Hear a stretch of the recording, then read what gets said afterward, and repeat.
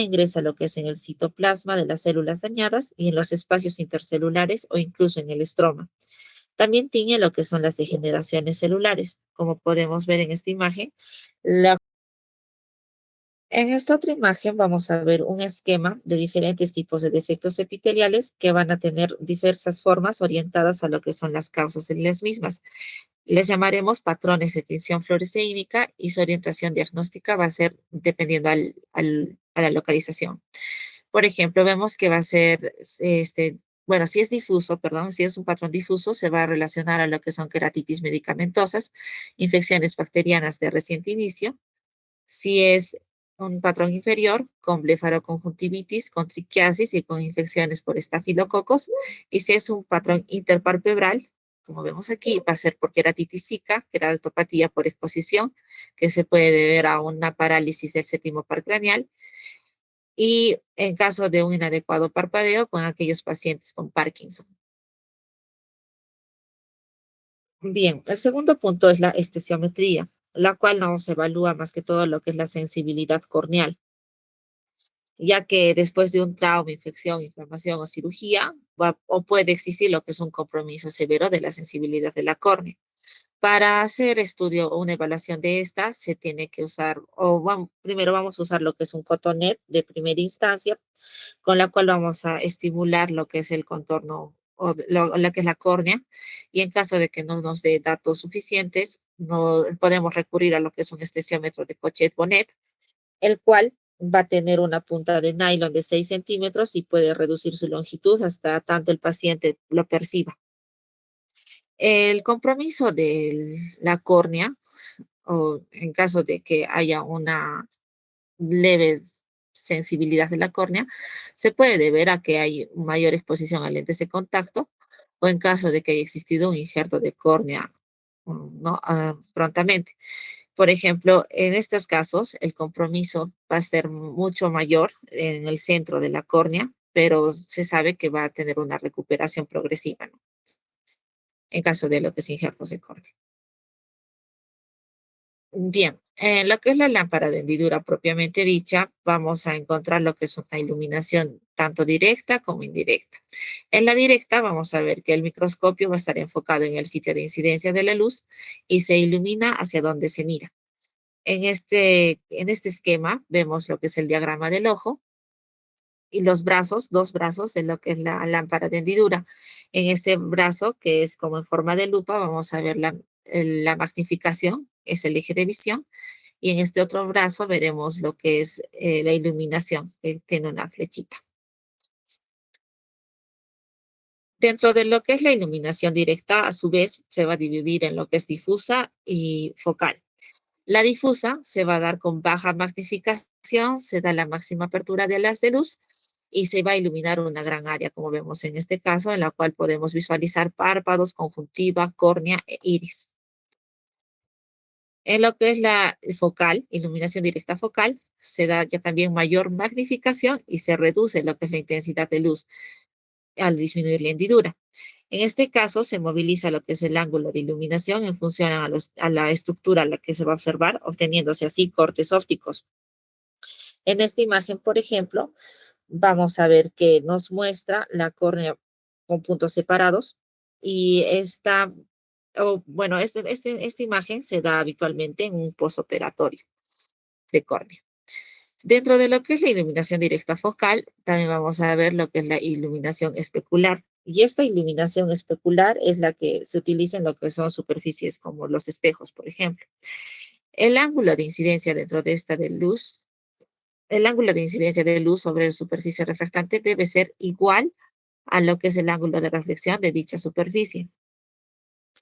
En este caso, es necesario angular la luz a unos 60 grados y lateralizamos lo que es el microscopio para que el eje de rayos reflejados sea paralelo al del observador. Esta iluminación especular se va a realizar para observar o para querer ver el epitelio endotelio corneal. Como vemos en esta imagen, esta es la imagen como se va a ver, ¿no? La iluminación especular como tal. Ahora, lo que es la iluminación indirecta, Ya también en esta el foco se coloca en un área diferente al foco luminoso, de acuerdo a la propagación de luz. El tipo más frecuente dentro de esta iluminación indirecta es la retroalimentación, en la cual el eje del observador es paralelo al rayo de luz reflejado y pues es proveniente de lo que son estructuras oscuras. El ejemplo que nos pone la literatura es, por ejemplo, la luz se refleja en una estructura como es el iris o la retina y lo que deseamos ver se observa iluminado detrás. O sea, se ve oscuro porque no deja pasar la luz como tal. Entonces, en este esquema de la mano derecha vemos que, por ejemplo, esta iluminación indirecta se va a usar para ver estructuras refractales en la córnea.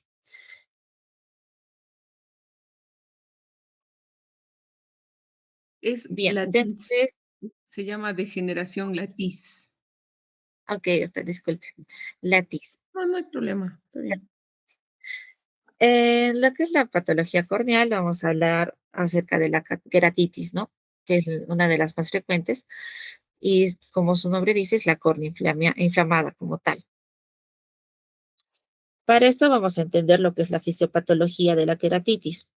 Dentro de estas nos menciona cuatro pasos, lo que es el acceso del microbio a la superficie ocular, en la cual tenemos que recordar que el sistema inmune de la superficie ocular va a tener diferentes elementos que van a defenderla de infecciones de manera inespecífica. Por ejemplo, vemos que las lágrimas se van a presentar por una activación de lo que es un efecto de bomba que hacen que éstas lleguen al saco lacrimal. Estas lágrimas van a tener un efecto antimicrobiano y también tienen diferentes componentes como son las lipocalinas, la lactoferrina, la inmunoglobulina A, la lisocima, el sistema de complemento, entre otros. ¿Y cómo nos van a ayudar? Por ejemplo, la lisocima degrada lo que es una pared bacteriana. Lo que es la lactoferrina va a hacer que se inactiven lo que son los factores de crecimiento bacteriano, lo que son las células polimorfonucleares fagocitan y remueven lo que son microbios de la córnea, y la activación del complemento también sirve para reclutar al resto de la línea celular de defensa, como son los linfocitos. Ahora, cabe resaltar que lo que es la córnea es avascular, entonces en esta hay pocas células en la superficie para su defensa como tal, ¿no? Pero sí existe. El segundo paso es la penetración del microbio a través del epitelio corneal. Bueno, en esta vamos a ver que los microorganismos les resulta mucho más fácil ingresar micro, si hay un microtrauma, por ejemplo, ¿no? Que esto se puede deber por lentes de contacto o por traumas por cuerpos extraños. Sin embargo, también existen algunas bacterias que, bueno, no importa si es que el epitelio está completo, ¿no? O si la córnea está bien. Por ejemplo, lo que son las Corinebacterium diphtheriae, las cuales igual ingresan por sus características intrínsecas y penetran lo que es el epitelio indemne de la córnea. El tercer paso es el crecimiento del microorganismo con inflamación y destrucción del tejido. Bueno, esta como tal nos menciona, en respuesta a lo que es la penetración del microorganismo, se precipita lo que es una inflamación aguda. La inflamación aguda como tal va a liberar sustancias como citoquinas, leucotrienos, que reclutan también células blancas, generan un gradiente quimiotáctico y hacia la inflamación y producen lo que es, bueno, como tal, ¿no? Quimiotáctico, quimiotaxis. Y eventualmente los linfocitos y los macrófagos activan también lo que es el complejo inmune. En el cuarto paso, vamos a ver la cicatrización generando leucoma, que es la pérdida de la transparencia corneal. Para esto, vamos a ver que la córnea dispara, son complejos mecanismos antiinflamatorios e inmunes para mantener lo que es la integridad de la misma. Y lamentablemente, hasta cierto punto, esto puede generar una degradación de lo que es la calidad óptica refractiva. Ahora vemos que la ulceración, que habitualmente genera una infección, puede también perder lo que es el estroma y a su vez va a generarse una fibrosis. Entonces, lo cual nos generaría, ¿no? Lo que es la cicatrización y colaboraría en lo que es perdón, haría que no haya ya la transparencia corneal como tal. Entre los síntomas que más característicos dentro de lo que es la queratitis, vamos a tener el ojo rojo, que se va a deber precisamente a la inflamación de la conjuntiva, circundante a la córnea, la cual produce vasodilatación marcada y enrojece lo que es el globo ocular, resultando esta un síntoma característico de lo que es la queratitis. Ahora tenemos que recordar que este ojo rojo va a ser doloroso en esta patología. La secreción, esta ocurre en cuadros agudos, especialmente en infecciones bacterianas, y la secreción va a ser amarillenta en caso de bacterias o clamidias también. El dolor, como ya mencioné, va a ser acompañado siempre al ojo rojo. El dolor se debe al compromiso de lo que es el nervio trigeminal, que acontece en los defectos epiteliales, las úlceras y las abrasiones. El dolor implica lo que, que el epitelio está, bueno, implica que el epitelio esté dañado como tal, ¿no? Y el compromiso visual. El compromiso de la visión se debe a que la córnea o la uvea, perdón, van a estar afectados. Una úlcera o un infiltrado que se ubique en el eje visual reduce lo que es la visión de manera severa. Vamos a hablar de diferentes tipos de queratitis. Por ejemplo, comenzaremos con lo que son las queratitis por microorganismos en general. Esta se debe a la proliferación de microorganismos, como su nombre lo dice, como son bacterias, hongos, virus y parásitos en el tejido corneal, y se asocia a lo que es la inflamación que puede comprometer severamente lo que es la estructura corneal. En Estados Unidos, cada año se atienden aproximadamente 30.000 casos de este tipo de queratitis y se estima que dentro de estos, entre 10 y 30 casos ocurren cada 100.000 pacientes que tienen o que usan lo que son los lentes de contacto. ¿Y por qué resalté lo de lentes de contacto? Pues se menciona que los lentes de contacto van a ser el principal factor de riesgo para esta infección, en especial si las usan por prolongado tiempo, ¿no? Ahora, vemos que por lo general estas queratitis atacan, perdón, las bacterias atacan a aquellos tejidos con alguna normalidad. Sin embargo, existe lo que es el gonococo que también puede invadir la córnea aunque el tejido esté intacto. Lo que son los hongos no eran muy frecuentes hasta hace unos años, pero actualmente sí. Y esta se puede dar por abuso de antibióticos y corticoides en aquellos pacientes que usan lentes de contacto contaminados. Y bueno, perdón, en los hongos más frecuentes que están comprometidos en lo que es la queratitis, vamos a ver aquellos hongos filamentosos, como son los aspergillus, y los hongos como las levaduras. Dentro de estos tenemos el ejemplo de la cándida. Estos van a penetrar fácilmente lo que es la membrana de Descemet, lo cual hace que lleguen mucho más rápido a lo que es la cámara anterior del ojo y posibilitan lo que es una endoftalmitis o también pueden invadir lo que es la esclera y pueden ocasionar una escleritis. Ahora, nota, bueno, esto lo resaltamos porque tenemos que recordar que algunos microorganismos, como los hongos o la acantamoeba, pueden ocasionar cuadros de evolución tórpida y enmascaran diferentes infecciones. Entonces, a esto también, incluso la acantamoeba puede persistir o coexistir con el virus de herpes simple, ¿no? El cuadro clínico de estas queratitis por microorganismos va a depender de lo que es la virulencia del organismo, del estado del huésped, del uso previo de antibióticos o de corticoides. En una infección severa se puede presentar con dolor intenso, fotofobia, una disminución de visión, inyección conjuntiva, reacción de cámara anterior e hipopión. Ahora vemos que, por ejemplo, los infiltrados con supuración suelen ser bacterianos. Y dentro de estos vamos a ver aquellas úlceras o abscesos corneales que van a ser graves si es que son mayores a 6 milímetros. Tenemos que ver que dentro de estos vamos a ver también aquellos microorganismos que van a ser severos y de rápida progresión, como son los estafilococos, estreptococos, neumonía y betemolíticos y pseudomonas aeuginosa. Dentro de lo que son las infecciones micóticas, vamos a ver que se presentan con borde difuso y pueden llegar a endotelio, y lo que son las infecciones por acantomoeba van a presentar lo que es un anillo en la periferia de la córnea y esto se produce por una queratoneuritis radial o infiltrados estromales. En el cultivo y el antibiograma, bueno, una vez que ya tengamos la evidencia de que hay el paciente ya presenta alguna de estas sintomatologías antes mencionadas, se debe tomar una muestra de la lesión. En este caso, se va a usar lo que es una espátula de platino de Kimura y a continuación se realizará lo que es un extendido en un portaobjetos y se utilizará lo que son coloraciones de Gram Gienza y Calcofluor White.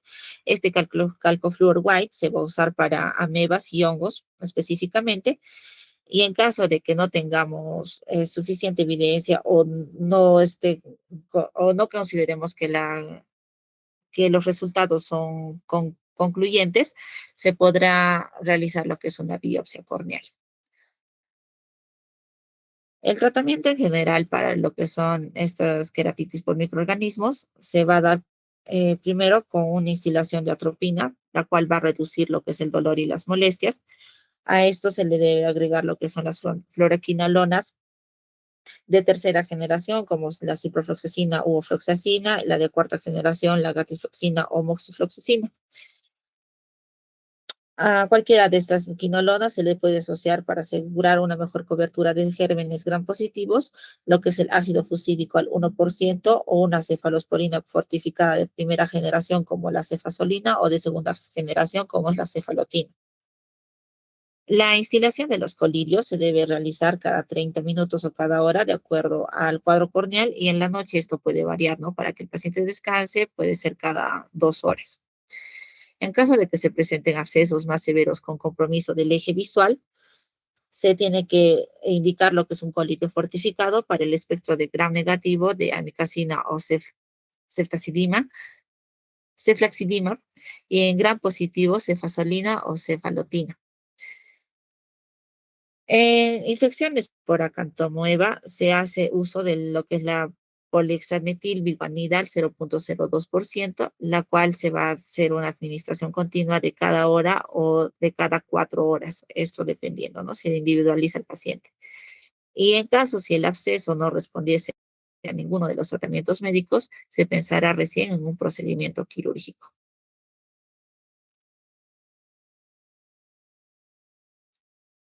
Continuando con la exposición, pasaremos a la queratitis por herpes simple. Bueno, el herpes simple es un virus ADN ubicuo que es capaz de producir infección asintomática o una enfermedad activa y posee una antigenicidad diferenciada en dos tipos. El tipo 1 que involucra a la orofaringe y el tipo 2 a los genitales. Y en general, el tipo 1 es el que con mayor frecuencia compromete el ojo. El virus del herpes simple es una de las causas más importantes que puede ocasionar opacificación corneal y pérdida de la visión, y también es la causa más común de una ceguera unilateral. En cuanto a sus manifestaciones clínicas, su presentación suele ser variada y puede presentar lo que es conjuntivitis folicular, queratitis, blefaritis, vesículas perioculares, y en la mayoría de los pacientes la conjuntivitis es autolimitada, pero en algunos puede evolucionar hacia queratitis. Y en caso de esta infección con el virus del herpes, se exacerba con el uso de corticoides. Y si la córnea se compromete, en general es solo su epitelio debido a que debido a que no hay casi respuesta inmunológica. Siguiente, por favor. Ya. Las queratopatías herpéticas va a comprender lo que es una queratopatía epitelial infecciosa, queratopatía neurotrófica, queratitis estromales y las endotelitis. Bueno, en la primera, que es la queratopatía epitelial infecciosa, esta va a presentar vesículas, dendritas, úlceras geográficas y marginales, y constituye la mayor parte de las queratopatías por herpes. Se deben a una injuria directa del virus sobre la córnea y en general suelen tener una buena evolución. Responden a antivirales locales, y una lesión típica es la dendrita herpética, que tiene una forma arborescente y suele ser patognomónica. En cuanto a la queratopatía neurotrófica, se debe a un daño en la sensibilidad corneal, por lo tanto, lo adecuado en estos pacientes es prescribir lágrimas artificiales. Y hay veces se requiere la realización de tarsografías, que viene a ser un cierre parcial de la apertura palpebral por medio de la sutura. En cuanto a las queratitis estromales, estas suelen ser necrotizantes o intersticiales y se deben a la respuesta inmunológica del huésped. El epitelio está intacto, son menos frecuentes que las epiteliales, pero son mucho más graves, siendo la causa de un injerto de córnea y responde bien a lo que es corticoides tópicos junto con los antivirales. Por último, están las endotelitis, que suelen ser disiformes, lineares o difusas, y son formas uveíticas del herpes y se debe a la respuesta inmunológica del individuo. Algunos estudios demostraron que administrar antivirales sistémicos resultaría útil debido a que en la génesis de esta lesión se hallaron estructuras virales. Siguiente, por favor.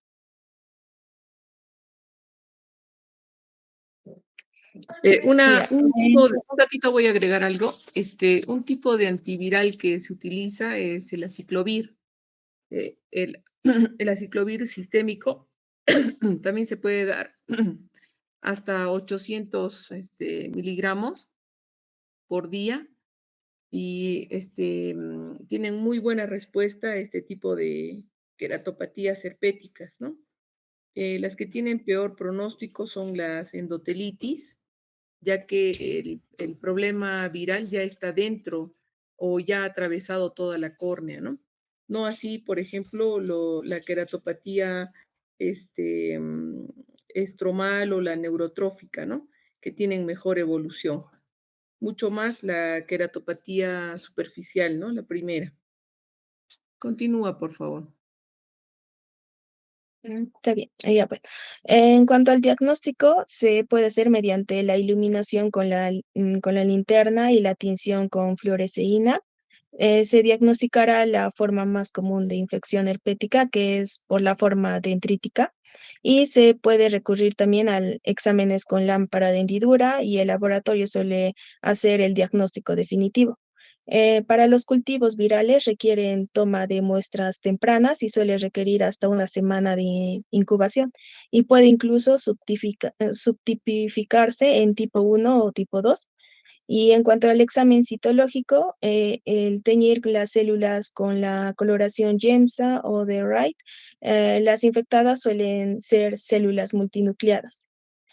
Los test inmunológicos, los de aglutinación de las partículas de látex o los de inmunoensayos, son de alta sensibilidad, pero su mayor ventaja es la rapidez del diagnóstico. Y en cuanto al PCR, tiene en la actualidad es la más alta sensibilidad y especificidad y es un método veloz. Siguiente, por favor. Bueno, en cuanto al tratamiento, en caso de la queratopatía epitelial infecciosa, se puede dar lo que son antivirales tópicos, la trifluorotimidina o aciclovir. El régimen de instilación es alto, se da cada 3 a 4 horas por 10 a 14 días. Y los cicloplégicos si hay espasmo del ciliar o fotofobia. En caso de la queratopatía neurotrófica, debe tratarse de reducir la superficie de exposición y mejorar la calidad de la lubricación. En cuanto a la queratitis estromales, en este caso se puede dar lo que es corticoides tópicos más antivirales tópicos, ya que estos reducen la inflamación y las secuelas y reduce la penetración de las partículas virales en el estroma al desinflamarlo. En caso de endoteleitis, en caso de esta se puede dar y en caso también de una inflamación severa, endotelitis, uveitis, los corticoides orales están indicados. Y en defectos epiteliales persistentes debido a una inflamación estromal. Siempre que se usen los corticoides debe cubrirse con antivirales. Tenemos también lo que son las indicaciones para el aciclovir oral. que es para reducir la frecuencia de las recurrencias y en caso de que no respondan al aciclovir tópico en pacientes inmunocomprometidos, en niños y en uveitis. Y también es útil para las recidivas de la queratopatía herpética crónica y para evitar complicaciones en los injertos de córnea. Siguiente, por favor. Ya, pasaremos a lo que es la queratitis por herpes zóster. Bueno, este es causado por la reactivación del virus de varicela zoster, que es un virus ADN. En cuanto a su patogenia, se debe por una infección aguda de la varicela. El virus pasa de las lesiones mucocutáneas a los nervios sensitivos y es transportado centrípetamente hacia los ganglios sensitivos. Puede permanecer en estado de latencia por siempre o puede también activarse y cuando este se activa, el virus se replica logrando migrar por el flujo axónico hasta la piel o el ojo, dependiendo el dermatoma afectado. Y acontece más frecuentemente en los dermatomas en los que la varicela actúa más. En cuanto a la clínica, en el periodo prodrómico, que es aproximadamente de 4 días, el paciente puede presentar fiebre, hipoestesias, pápulas y vesículas en el dermatoma que se afecta. Tenemos lo que es el signo de Hutchinson, que son vesículas en la raíz de la nariz afectada, afectación de la rama nasociliar, y este signo nos indicaría un compromiso ocular inminente. También vamos a encontrar lesiones epiteliales, infiltrados estromales y la endotelitis. En caso de las epiteliales, vamos a tener las pseudodendritas que se producen por la coalescencia de las vesículas. En los infiltrados estromales, opacidad a nivel de la membrana de Bowman, que suele aparecer 10 días después de la queratitis. En la endotelitis podemos ver que en los pliegues en DSM anteceden a los precipitados endoteliales y esto se debe a las reacciones de hipersensibilidad. Siguiente, por favor. En cuanto al laboratorio, se puede hacer una inmunofluorescencia, un inmunoenzimas y el PCR. Y el tratamiento puede ser tópico, sistémico y quirúrgico. En cuanto al tópico, en caso de las pseudodendritas y la queratitis punctata, tienen buena respuesta a lo que son antivirales tópicos y los corticoides tópicos serían útiles frente a las queratitis estromales, a las endotelitis y a la epiescleritis. En caso del tratamiento sistémico, debe darse siempre un antiviral por vía sistémica. Hay varios ejemplos y varios esquemas. Entre ellos está, por ejemplo, el valaciclovir de 1000 miligramos que se da 3 veces por día durante una semana. Y en caso de un tratamiento quirúrgico es cuando hay compromiso corneal grave y se debe considerar una queratoplastía, pero esta cirugía suele ser de alto riesgo. Siguiente, por favor. Una queratoplastía significa un trasplante de córnea, ¿no? Entonces, efectivamente, como dice vuestra compañera Gabriela, esta cirugía es de alto riesgo, ya que el virus debe estar inactivo en el momento del trasplante, porque si no, el virus podría ingresar dentro del globo ocular y generarnos una endoftalmitis, ¿no? Continúa, por favor. Ya, está bien, doctora. Bueno, continuamos. Es la queratitis intersticiales, que estas son opacidades corneales y tienen un mayor compromiso del estroma que han tenido durante su fase aguda neovasos, los que se transparentan y con el tiempo, estos suelen transparentarse con el tiempo y suelen conocerse también como vasos fantasmas. Se debe a reacciones inmunológicas tardías, a infecciones como la tuberculosis y sífilis. Siguiente, por favor. Ya. Ahora pasaremos a las degeneraciones. Siguiente, por favor.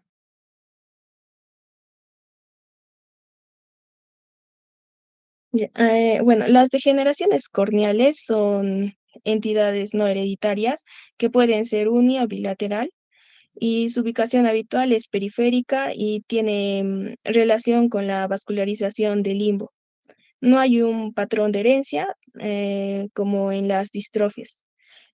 vamos a tener lo que son las degeneraciones no ectásicas y las ectásicas. Dentro de las degeneraciones no ectásicas encontramos el arco senil, que es un arco gris en la periferia corneal debido al depósito de lípidos y su aparición comienza siempre en el arco inferior.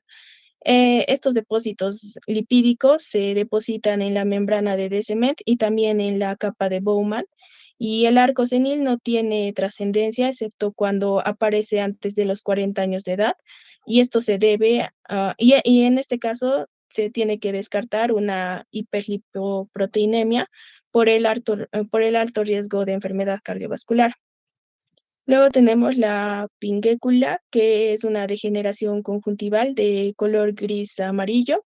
Esta está ubicada en la zona interpalpebral con mayor frecuencia a nivel nasal y suele ubicarse a las 3 y 9 horas y ocurre con mayor frecuencia en las zonas de un clima cálido o en personas que estén constantemente expuestas a la luz solar.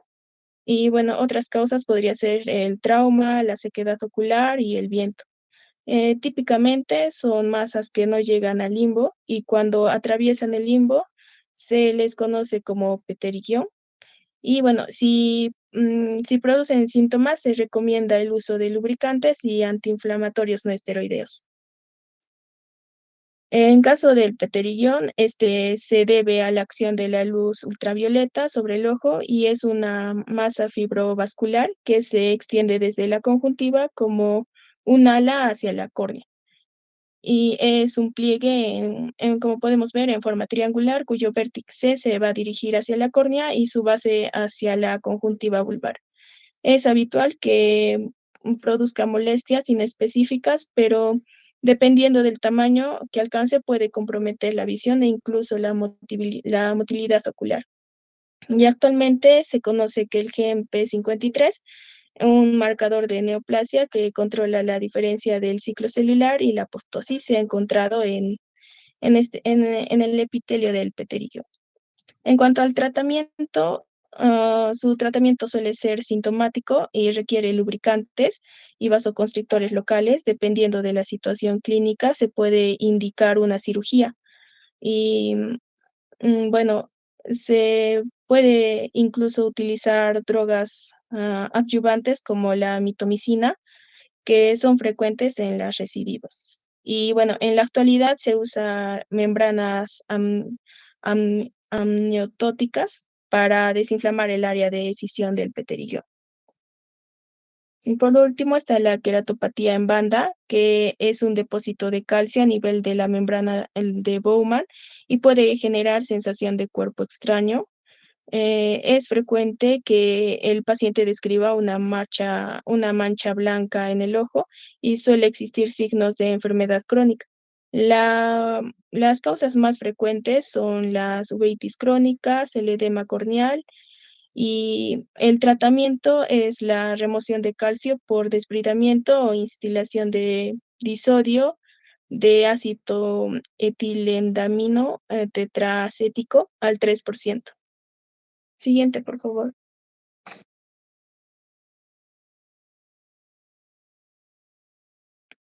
Ya.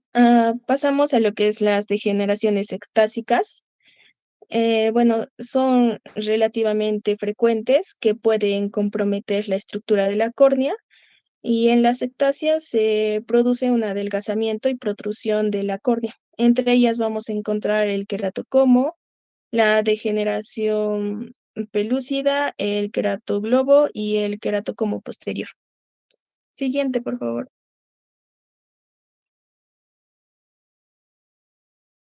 Ya. En cuanto al queratocomo, es una degeneración ectásica de la córnea no inflamatoria en la que la córnea adopta una forma de cono debido a su protrusión y afinamiento progresivo.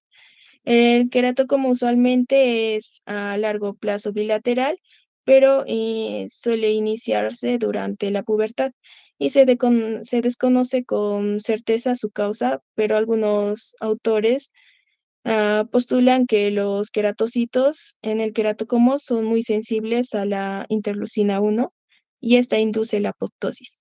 Clínicamente, el paciente consulta por una disminución en la calidad visual y aunque también por un aumento en la miopía y en el astigmatismo miópico. Eh, ya. En la lámpara de hendidura vemos la protrusión y el adelgazamiento habitual, aumento del tamaño de los nervios de la córnea, estrías a nivel de la descemet y en función a la severidad del queratocomo puede observarse también cicatrices blancas. También se puede encontrar lo que es el signo de Munzo, que es uno de los más frecuentes y se detecta al hacer mirar hacia abajo y observar la protrusión de la córnea sobre el párpado, como podemos ver en la imagen. Y en casos muy avanzados puede ocurrir el hidrops corneal, que ya también es una situación en la que la membrana de Descemet se rompe e ingresa humor acuoso a la córnea, y esto suele generar un cuadro doloroso en el paciente. En cuanto a los exámenes complementarios, con el queratómetro se puede medir los poderes dioptrícos y elevados y dependiendo de la severidad del caso se observará la inadecuada alineación de las figuras que se proyectan sobre la superficie de la córnea y ese fenómeno se denomina anfibolismo. En caso de la topografía corneal, si se hallan valores centrales mayores a 47.2 dioptrías, diferencias superiores a 1.2 dioptrías entre la mitad superior e inferior de la córnea, ejes radiales de astigmatismos mayores a 21%, son clásicos del signo de Rabinowitz. Y en cuanto a la topografía de elevación, es indispensable, sobre todo para medir la curvatura de la cara posterior y la medición del espesor corneal por medio de la paquimetría ultrasónica es muy importante, ya que la protrusión del tejido corneal acontece a expensas de su espesor. En cuanto al tratamiento, en estadios muy tempranos, la corrección es aérea, lentes de contacto, pero este no va a prevenir la evolución de la ectasia. Cuando el paciente posee la córnea central transparente y no tolera los lentes de contacto, podrá considerarse la colocación de anillos intracorneales. Y en función de las características clínicas, se podría considerar hacer una queratoplastía, ya sea laminar o una penetrante. Bueno, en caso de la hidrops corneal, cuando ocurre que el paciente no sufre de mucho dolor, entonces debe ocluir el ojo, dar cicloplégicos, lubricantes para reducir el edema y soluciones hipertónicas. Siguiente, por favor. Una, Ya. una acotación antes de que cambien de tema. En cuanto al queratocono, actualmente el tratamiento se realiza con un procedimiento que se llama cross-linking. El cross-linking es un procedimiento en el cual se utiliza radiación ultravioleta y riboflavina. Estos dos reaccionan y fortalecen los enlaces de colágeno que hay en la córnea y de esta manera se estabiliza un poco el queratocono, ya no aumenta el tamaño del cono de la córnea y con ello, digamos, estabiliza un poquito mejor la córnea, ¿no? No mejora la visión, pero sí se estabiliza la córnea, ya no varía tanto el astigmatismo, ¿no? Adelante, por favor. Ya. Continuamos con la degeneración marginal pelúcida, que este es ya también un adelgazamiento de 1 a 2 milímetros de ancho, generalmente inferior y bilateral. Tiene una protrusión que aparece por encima del área de la ectasia, teniendo la protrusión un espesor corneal normal. En la topografía corneal se ve el patrón de mariposa. Esto es un aplanamiento superior que induce un astigmatismo contra la regla e inferiormente un astigmatismo a favor de la regla. Y los lentes de contacto suelen mejorar la visión de los pacientes cuando la intolerancia al lente y cuando aparece la intolerancia al lente de contacto, podrá intentarse una cirugía. Y la solución quirúrgica no es fácil y tiene un riesgo alto de complicaciones y se harán dos tipos de injerto, uno laminar para dar espesor y luego en el centro, en un segundo tiempo, uno penetrante. En cuanto al queratoglobo, este se trata de una ectasia infrecuente, compromete la totalidad de la córnea, es bilateral y tiene tendencia a la perforación. La córnea periférica se encuentra muy adelgazada y el tratamiento es lente de contacto y si no lo tolera, se intentará con extensos injertos laminares debido al extremo adelgazamiento de la periferia corneal.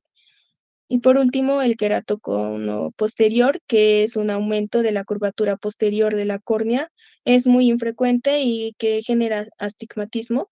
Suele haber una córnea gutata en el área del cono por el compromiso endotelial. Y como compromete a la córnea durante la gestación, el paciente es ambliope. Y si se necesita efectuar un injerto de córnea, no tiene como fin la mejora visual, sino tan solo mejorar el espesor de la córnea. Siguiente, por favor. Bueno, ahora vamos a continuar con las distrofias. Las distrofias de córnea son opacidades bilaterales de lenta progresión y no están asociados a fenómenos inflamatorios. Dentro de las distrofias, estas se van a clasificar según la ubicación de lesiones. Vamos a tener las anteriores, que son aquellas que involucran el epitelio, su membrana basal y la membrana de Bowman.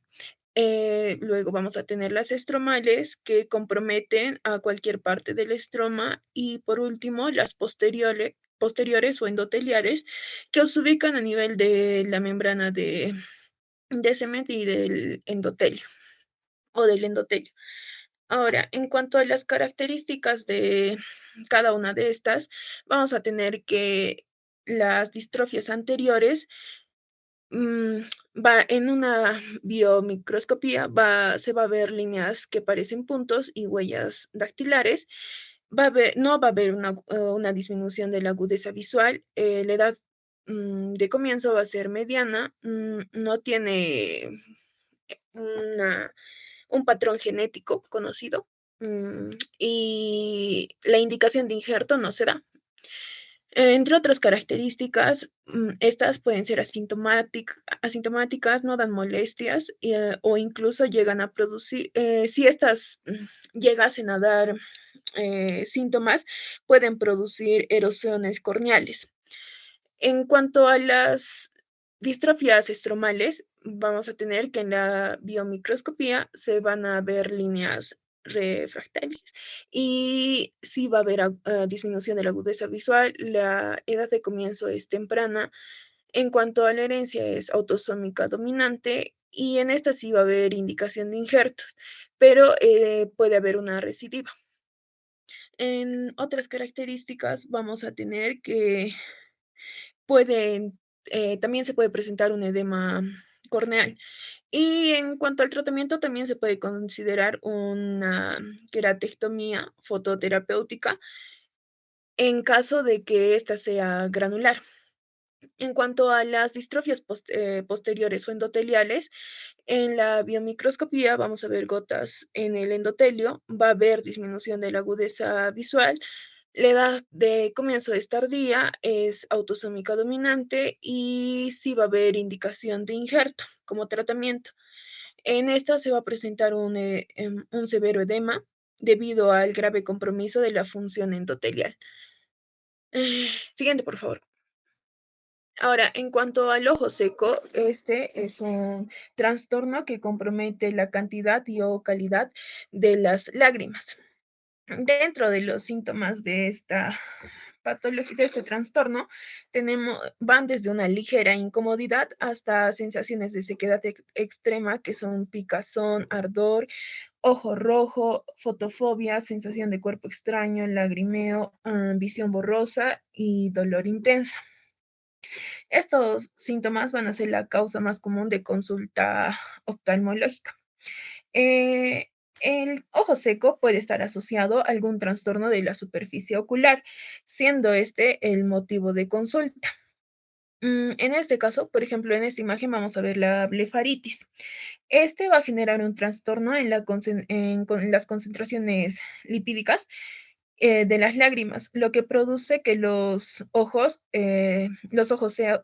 secos sean evaporativos, debido a que su evaporación genera un gradiente osmótico que da por resultado un movimiento de las moléculas desde el humor acuoso a la córnea y luego a las lágrimas. Por eso va a ser importante determinar también la patología, mm, el trastorno, eh, la patología del ojo externo. Siguiente, por favor. En cuanto al diagnóstico del ojo seco, vamos a tener diversos exámenes. Dentro de estos vamos a tener al tiempo de ruptura del fil lagrimal, que es el BUP. Este va a consistir en instalar fluoresceína al 1%, luego se le va a solicitar al paciente que parpadee. Se tiene que cronometrar el tiempo en el que aparecen las manchas oscuras. Este se va a considerar normal cuando las lágrimas aparecen a más de 10 segundos. Este se debe evaluar con la lámpara de hendidura. Otro test es el test de rosa de Bengala, en el cual se va a utilizar la solución rosa de Bengala. Este va a teñir las células epiteliales dañadas de la conjuntiva y la córnea. También tiñe las células del epitelio corneal desvitalizadas y también se realiza por medio de la lámpara de hendidura. Otro test que se tiene es el verde de lisamida, que es igual al test de rosa de Bengala, solo que la solución que se va a utilizar es el verde de lisamina. La diferencia entre estos dos es que el verde de lisamina es menos tóxico. Siguiente, por favor. Ahora tenemos el test de Schimmer, que consiste en colocar una tira de papel filtro de 35 por 5 milímetros, plegando los últimos 5 milímetros de la tira. Este doblez de papel se va a colocar dentro del fondo del saco, como se ve, y se espera 5 minutos.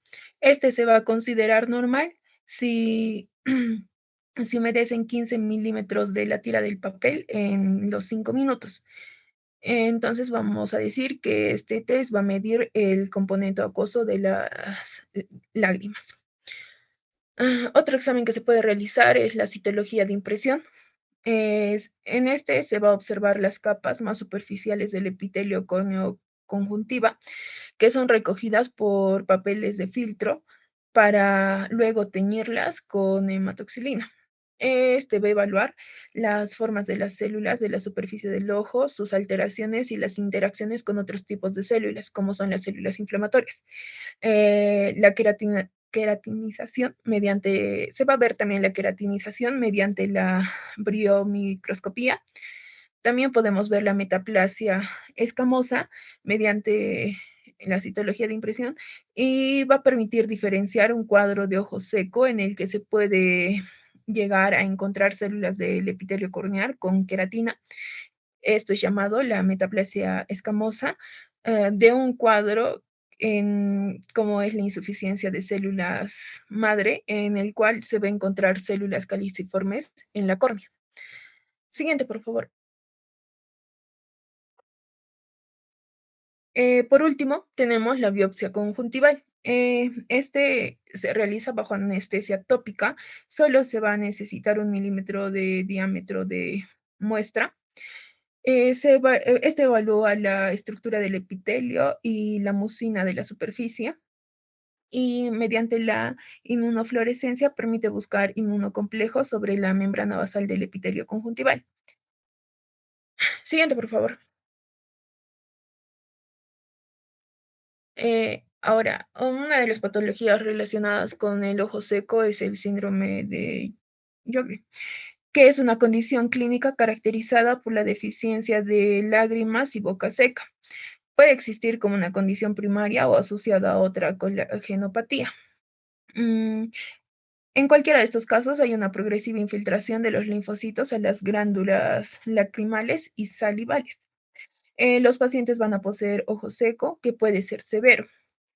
Y vamos a poderlo comprobar por la tinción de rosa de Bengala, va a haber gran tinción de rosa de Bengala cuando se le va a realizar el examen al paciente. También el tiempo de ruptura del film lacrimal va a ser muy bajo, va a ser menos de 10 segundos. El test de Schimmer también va a estar disminuido, menos de 15 milímetros en 5 minutos. Y como complicación, el paciente puede presentar úlcera y perforación del estroma corneal. También se menciona la inmunomediación en el ojo seco. Aquí se dice que existe una participación de factores inflamatorios en el desarrollo de la sequedad ocular. En los ojos secos se hallan linfocitos que pueden ser identificados por inmunomarcación. En cuanto a la fisiopatología, vamos a tener que los estímulos liberados para la producción de lágrimas de las lágrimas son inhibidos por las citocinas. Estas citocinas son liberadas por los linfocitos T, los cuales se activan frente a cualquier proceso de irritación de la superficie ocular. Estas citocinas quiebran el arco reflejo, generando una menor producción de lágrimas y produciendo un ciclo de mayor inflamación. Siguiente, por favor.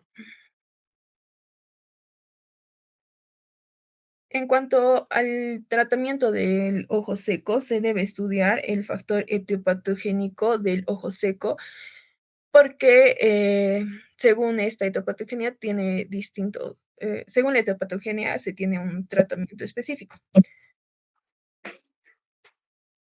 En cuanto a si hay un trastorno de la capa lipídica,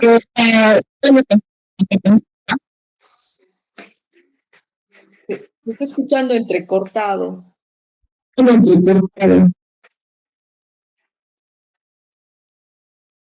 doctora, Se está escuchando entrecortado. ¿me escucha bien? Creo que otro micro está prendido. Y me parece que hay un micro prendido.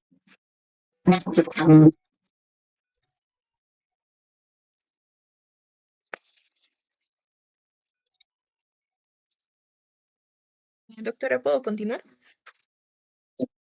Sí, continúa, por favor. Ya, pues si el ojo seco se va a dar por un trastorno de la capa lipídica, va a dar por blefaritis o miocomitis. En el tratamiento va a ser higiene palpebral y administrar tetraciclinas por vía oral. Juan En cuanto, Francisco, disculpa, Grady. Juan Francisco, Está por bien. favor, cierra tu micro.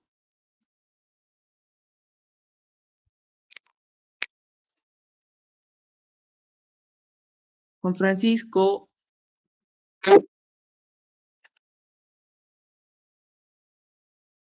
continúa, por favor. Ya, doctora, está bien. Si la causa va a ser por una anomalía de la capa de mucina, esta se puede deber a colagenopatías. El tratamiento va a ser acetilcisteína al 10% o al 20%. Y también se le puede dar N-acetilcisteína al 5 o al 20%. Es efectiva para diluir el exceso de mucina. Ya. Luego, si va a ser por causa de anormalidad de la capa acuosa, se va a utilizar los lubricantes, que son las lágrimas artificiales, que son muy útiles, dan alivio al paciente, ya que estabilizan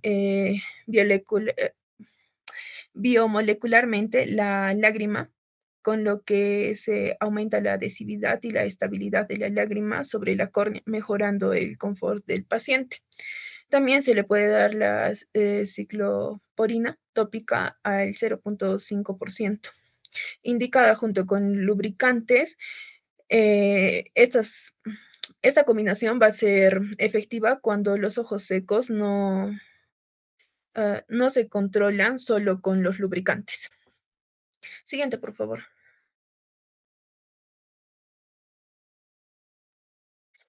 Entonces, las distintas patologías que se mencionó ahora, se dijo que uno de los tratamientos sería el injerto de córnea. Entonces vamos a tener que el injerto de córnea también es llamado la queratoplastía, que es el reemplazo de la córnea. Esta puede ser autoqueratoplastía, que es el reemplazo de tejido corneal del mismo paciente, o homoqueratoplastía, que es el reemplazo del tejido de otra persona donante. Dentro de este injerto de córnea vamos a tener dos tipos. Una que es la queratoplastía penetrante. Esta queratoplastia penetrante se va a hacer cuando se reemplaza la totalidad del espesor de la córnea. Esta, como es la totalidad del espesor de la córnea, va a ser homoqueratoplastia porque es de un donante. Hay indicaciones específicas para realizar estas, las cuales son transparentar la córnea, intentar la hemetropización, prever soporte tectónico, aliviar el dolor y contrarrestar una queratoplastía infecciosa. Ahora, el otro tipo es la queratoplastía laminar. Esta queratoplastía laminar es el reemplazo parcial de una córnea, o sea, de solo una parte de la córnea. Esta puede ser anterior o posterior. En cuanto a la queratoplastía laminar anterior, es el injerto parcial de la córnea manteniendo su endotelio. Se requiere un endotelio receptor razonablemente sano, una función endotelial adecuada y una opacidad que involucre hasta la membrana de Descemet. En cuanto a la queratoplastía laminar posterior, esta va a ser un injerto de la lámina posterior de la córnea y el endotelio. La técnica va a ser el desgarro del endotelio receptor, reemplazándolo luego por el endotelio donante. Bueno, en cuanto a eso de la queratoplastía, vamos a tener ventajas, que va a ser la en cuanto a la queratoplastía laminar, vamos a tener ventajas a comparación de la penetrante, ya que va a haber inexistencia del rechazo endotelial, va a haber mayor tolerancia de la calidad del tejido donante, va a carecer de riesgos de una cirugía endoocular. Luego, vamos a tener el proceso de este injerto. Como podemos ver en las imágenes, en la figura 8.17 vamos a observar el preoperatorio en el instante previo a la cirugía. Tenemos que tener en cuenta que hay diferentes técnicas, algunas que son manuales, otras que son por microqueratomo y otras por láser. En la figura 8.7 es el momento en el que se efectúa la trepanación, que es el corte de la córnea receptora que ha de reemplazarse. En la figura 8.20 vamos a ver que se completa el corte de la córnea con tijeras de córnea que son curvas. Luego de cortar las córneas, estas se van a colocar en medios líquidos enriquecidos con electrolitos y antibióticos para preservar a 4 grados estas córneas. Incluso estas, si se preservan en estos medios, pueden preservarse durante 7 días. En la figura 8.21 se muestra el inicio de la sutura que se está practicando y en la figura 8.22 se muestra la conclusión de esta sutura. En la figura 8.23 se ve terminada la sutura y se coloca aire en la cámara anterior para evaluar la hermeticidad, para mantener la esfericidad de la córnea, y la sutura se efectúa con un nylon de manera muy simétrica. Luego vamos a tener que una vez concluida la sutura se verifica el astigmatismo intraoperatorio a fin de evitar astigmatismos indeseables y se controla con la hermeticidad de la herida. Al terminar la cirugía se van a inyectar en el espacio subtenoniano antibióticos y esteroides con el propósito de no solo como antiinflamatorio, sino para evitar el rechazo de este injerto. Posteriormente al injerto de córnea, el posoperatorio va a durar aproximadamente un año, durante el cual, en función a la topografía corneal y la retracción del paciente, se va retirando los puntos de sutura. Esto idealmente la retirada de puntos se va a realizar a partir del 6º mes después de la cirugía. Siguiente, por favor. Eso es todo, doctora. Gracias. Bien, está muy bien la presentación. Este tipo de queratoplastías penetrantes se tiene que hacer un seguimiento bastante frecuente al paciente porque muchas veces este botón corneal no prende adecuadamente, ¿no? Y empieza a opacificarse y se echa a perder este trasplante, ¿no? Y entonces la cirugía, las suturas y todo eso no tienen un objeto o un resultado adecuado y empieza a opacificarse. Hay unas líneas de nacimiento de nuevos vasos, se llaman líneas de Koda-Dose. Estas líneas hay que ir verificando que no aparezcan, ¿no? Porque son un signo de que el trasplante corneal no ha prendido, ¿no? Entonces, es un trasplante corneal fustro, ¿no?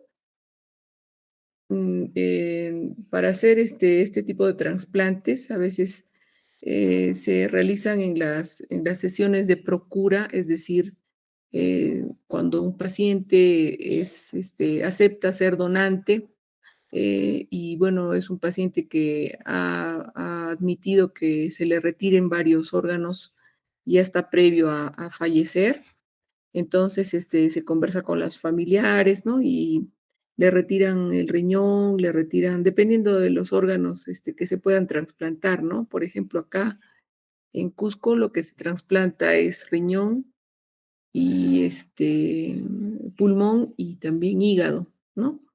En cambio, en Lima se trasplanta casi todo, ¿no? Se ha logrado hacer trasplantes inclusive de aparato eh,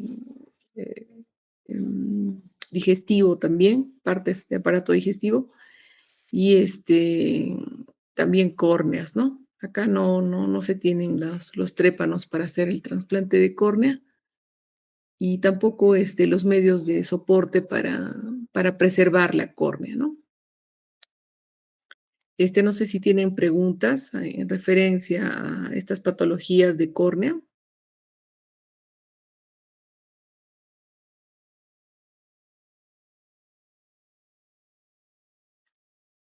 Lo que no he escuchado es patología sobre vía lagrimal, que también estaba como tema de hoy día.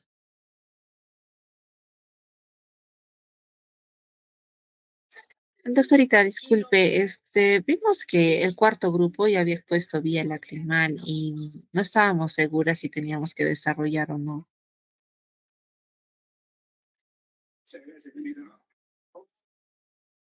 Había una parte sobre anomalías de vía lagrimal, pero bueno, si es que no se ha preparado, no hay problema, ¿no? Sí, disculpe, doctorita. Bien, chicos, ¿hay alguna pregunta en referencia a esta patología? Una patología bastante frecuente es esta queratopatía por herpes zóster, ¿no? Bastante frecuente, se observa la tríada de Hutchinson de la que hablaba, en la cual hay afección a nivel de la piel, lesiones hasta la punta de la nariz y bueno, endotelitis, el infiltrado estromal y la presencia de estas vesículas en la córnea, ¿no? Ya cuando existe esta triada, ya es un hecho de que va a haber también alteración a nivel de la córnea, ¿no?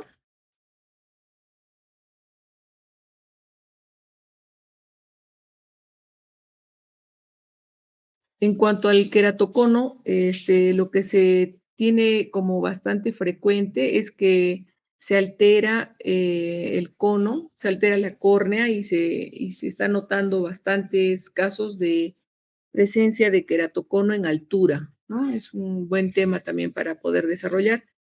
Pero en cuanto a las instituciones públicas con las que contamos aquí en la ciudad, no contamos con paquímetro, no se cuenta con topógrafo corneal. Hay un equipo que se llama Pentacam, que es el que hace el estudio pormenorizado de la córnea, y es el que llega a hacer el diagnóstico de queratocono, ¿no? Entonces, pocas empresas o clínicas privadas pueden darnos el diagnóstico de queratocono, ¿no? Y en cuanto al tratamiento, también en las instituciones públicas no se realizan este, implante de anillos intraestromales ni tampoco el crosslinking, ¿no? Más es en la parte privada, ¿no? No sé si tienen preguntas sobre esto, chicos.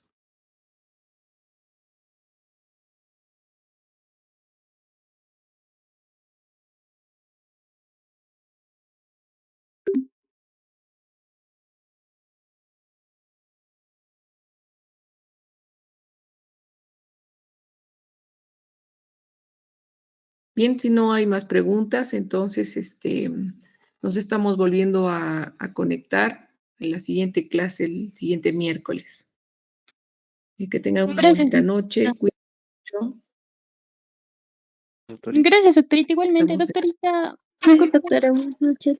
el tema que sigue, Ah, ¿podría estar compartiéndome la bibliografía, por favor, para que el grupo lo pueda estar preparando? Por favor. ya, ya listo. Ahí te lo mando, Elenita. Hasta luego, doctorita. Muchísimas gracias. Buenas noches. Cuídense, cuídense. Buenas noches. Gracias, doctora. Buenas noches. Buenas Gracias, noches. doctora. Buenas noches. Gracias, doctora. Buenas noches, chicos. Buenas noches.